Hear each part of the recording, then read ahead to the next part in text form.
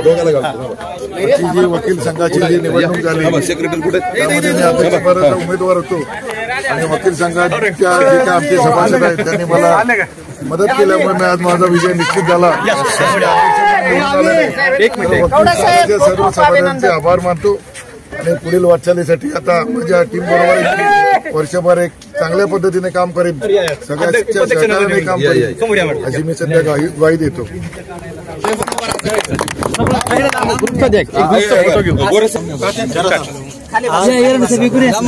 मुंबई उच्च न्यायालयाच्या औरंगाबाद खंडपीठाची वार्षिक निवडणूक पार पडली आणि ही निवडणूक अत्यंत खेळीमेळीच्या वातावरणात पार पडली आणि या नवीन कार्यकारिणीच्या वतीने आम्ही असं आश्वस्त करतो की खंडपीठाच्या विकासासाठी आणि खंडपीठामधील वकिलांच्या सोयी सुखसोयीसाठी आम्ही पूर्ण प्रयत्न करू। धन्यवाद।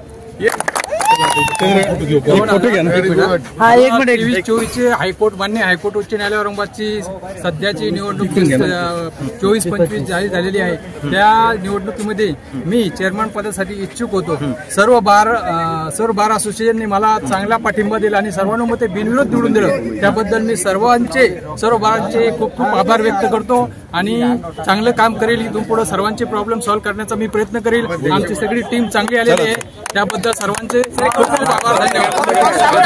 सर्वात तरुण वकील वर्ग ज्या बेंचमध्ये काम करतो तो औरंगाबाद बेंचचं प्रतिनिधित्व करीत असताना या ठिकाणी सर्वात जास्त तरुण वकिलांचे तरुण वकिली भगिनींचे प्रश्न सोडवण्यासाठी ही कमिटी आयुष्यभर त्यांच्या कार्यकाळामध्ये वचनबद्ध राहील एवढंच आम्ही या ठिकाणी मुंबई उच्च न्यायालयाचा बेंच खंडपीठ छत्रपती संभाजीनगर या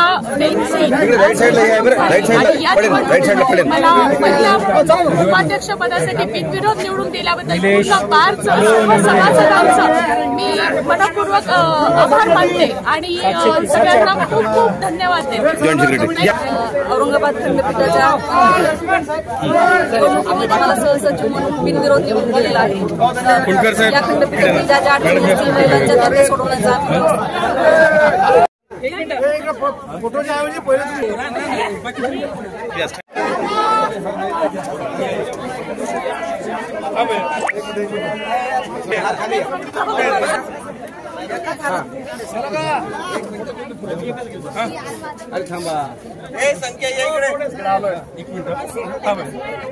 गणपती बाप्पा मंगल मूर्ती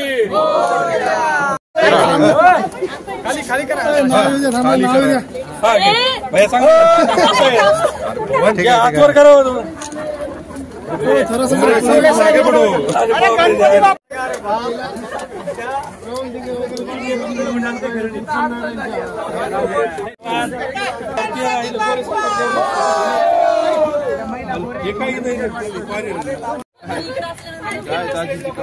करण्यासाठी मेहनत केलेली असते आधीची त्याची पार्टी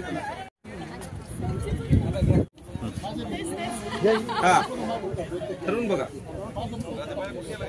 एक मिनिट आता मुंबई उच्च न्यायालयाच्या औरंगाबाद खंडपीठामध्ये महिला उमेदवार म्हणून माझी बिनविरोध निवड झालेली आहे, त्याबद्दल सर्व वकील बंधू आणि भगिनी यांचे मी आभार मानते। धन्यवाद। मुंबई उच्च न्यायालय खंडपीठ औरंगाबाद या सर्व मेंबर्सचे मी खूप आभार व्यक्त करते। मला सदस्यपदी बिनविरोध निवडून दिला। काय नाव तुमचं? अक्षरा शरद माने।